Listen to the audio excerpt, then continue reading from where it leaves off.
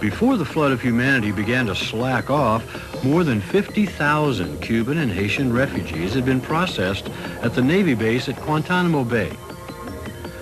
Identification of the refugees originally was accomplished with a simple hospital-type plastic bracelet with a slip-in identification card, but that quickly proved unsatisfactory.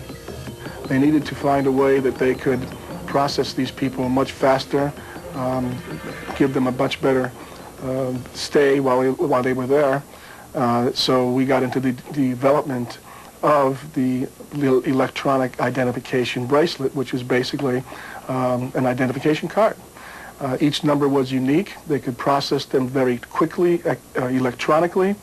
As I stated, it only takes 39 milliseconds to scan and pick up the unique ID number.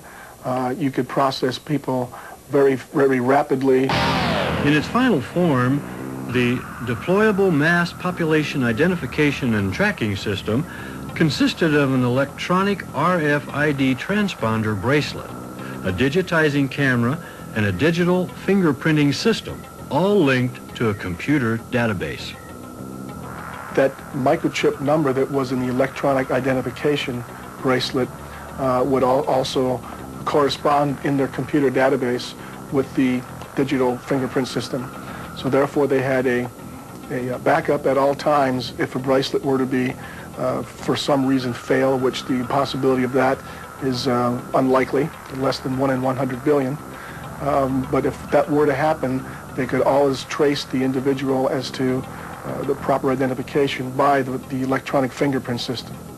The radio frequency identification bracelet is constructed of a highly durable nylon and looks much like a waterproof wristwatch. This is the electronic ID bracelet, which is very similar to a waterproof watch. The electronic device that is inserted into the bracelet consists of an integrated circuit, which is attached to an antenna to receive the signal. It is simply inserted into the top of the disc, and then we have sonically weld another piece of nylon to the top of that to give it hermetic seal and totally waterproof. The Navy at Guantanamo Bay has more than 150 scanners to read the identification bracelets. The scanners will input the refugee's unique 9-digit ID number directly to a computer through an RS-232 port. The refugees are scanned often, when they need medical services, when they are transferred between camps, when they fill out questionnaires. Refugee organizations like the United Nations High Commissioner for Refugees and the Organization for Refugees also use scanners to facilitate their interviews.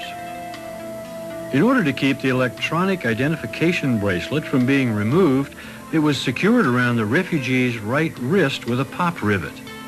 In the case of children with small wrists, it was pop riveted around their ankle. Just what did the refugees think about their identifying mark? The reaction was mixed. Some refugees say they actually like wearing the bracelet, feeling they were now being taken seriously, were now part of the system. Others wore it because without it they could not receive medical attention and other necessities. And one was wisely bothered because in the Bible, Revelation 13:16 speaks of how we will all be marked in the right hand with the number of the beast. But like it or not, all were forced to wear it. The electronic identification system at Guantanamo Bay was so successful that it is now being tested in the United States for border control by the Department of Justice and Immigration. The Deployable Mass Identification and Tracking System was one of the first major programs to cross the controversial line and actually tag human beings electronically. For those refugees rewarded with immigration status, it was a blessing. But for those who were denied entry, the euphoria of being part of the system suddenly turned bitter. They did everything they could to remove their mark. Some made crude knives in an attempt to cut the bracelet off. Others, in desperation, tried to chew it off, but to no avail. They were marked men. Their digitized fingerprints and photographs in the computer left them no escape. The official reaction to their unhappiness? A recommendation that the plastic bracelets be reinforced with steel wire, making it even more difficult to cut or chew. But don't feel too badly for the refugees. We too are marked. Our digitized fingerprint, retina scan, or hand geometry pattern will permit us to buy the food and services we need if we have the mark. Television cameras on street corners will ensure that we obey all rules. Traffic violations will be cited by machines, and our vehicles will be tracked by government satellites orbiting overhead. Fiber optic cables being installed at this very moment will let Big Brother spy on us right in our own homes. Very soon, the cashless society will be fully upon us, and our paychecks will be entered directly into the smart cards we will carry in our pockets.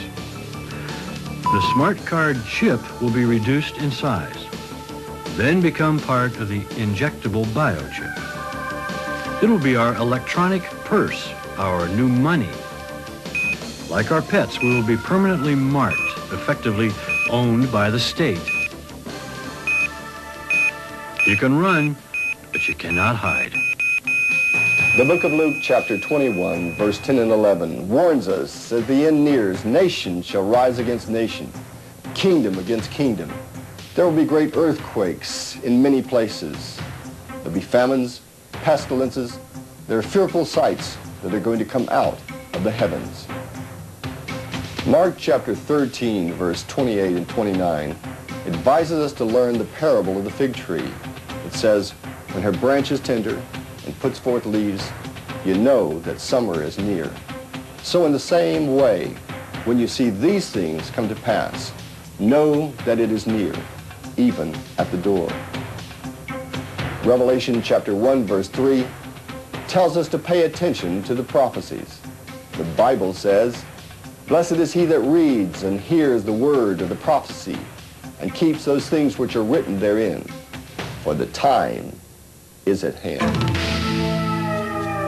Despite every attack, the Bible is still the world's best-selling book. It has been translated into more than 1,400 languages, and time after time, its prophecies have been proven 100% accurate. Check it out for yourself. Be prepared. The time is at hand. The water's coming out to the back room. Some pipes came loose or something, and hot water's Okay, sir, the fire department does not handle that. You'll have to go out and turn the water off at the main. In our lifetime, there have certainly been more earthquakes than ever before in the history of the world. Famine and disease are rampant.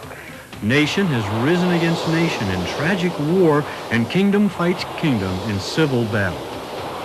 Technology in itself is neither good nor evil. But it is technology that is ushering in the cashless society and the one world government. What is at stake is more than one small country. It is a big idea, a new world order. Technology is power, and sooner or later, total power will corrupt totally, bringing pain, suffering, and enslavement. So wie ihr in stolzer Ergebenheit diesem Deutschland Dienst tut, wird heute Deutschland in stolzer Freude seine Söhne in euch marschieren sehen. Heed the warning of the scriptures and be alert, for the technology is at hand to brand each and every one of us with the mark of the New World Order.